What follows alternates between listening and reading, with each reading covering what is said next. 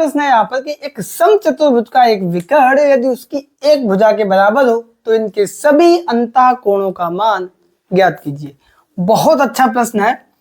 ये हमने मान लिया कि एक समचतुर्भुज है और चूंकि समचतुर्भुज है तो एक विकर्ण इसका बड़ा होगा, एक विकर्ण छोटा होगा। मान लिया कि ये छोटा विकर्ण जो है ये इनकी भुजा की लंबाइयों के बराबर है। लिख देंगे माना ABCD एक समचतुर्भुज है, छोटा विकर्ण BD और बड़ा विकर्ण बराबर AC। तो ये छोटा वाला विकर्ण बराबर होगा प्रश्नानुसार विकर्ण BD समचतुर्भुज की भुजा AB के बराबर है। तो ये अगर A है तो ये चूंकि समचतुर्भुज है तो ये भी A होगी, A सेमी, और ये भी A सेमी होगी और ये भी हमारी A सेमी होगी। चूंकि समचतुर्भुज की सभी भुजाएं आपस में बराबर होती हैं अतः AB बराबर A सेमी, BC बराबर A सेमी, CD बराबर A सेमी, AD बराबर A सेमी और विकर्ण DB या BD ये भी हमारा A सेमी। अब यहाँ पे विकर्ण डाल दिया तो यहाँ पे जो है त्रिभुज बन रहा है। चित्र में त्रिभुज DEC में ये भी भुजा A सेमी, ये भी A सेमी और ये भी हमारी A सेमी।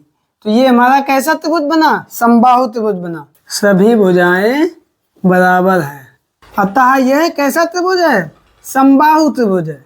समबाहु त्रिभुज में तीनों भुजाएं बराबर होती है तो इनके कोण कितने अंश के होते हैं? 60 अंश के।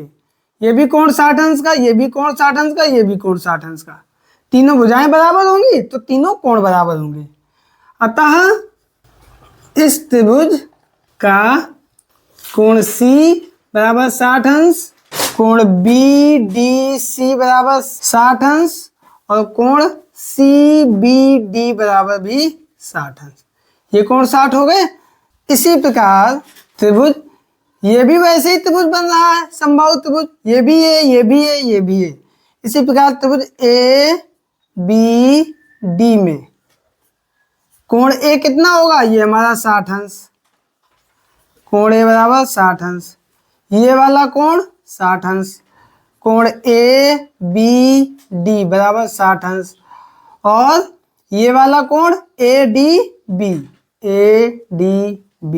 ये भी हमारा 60 अंश।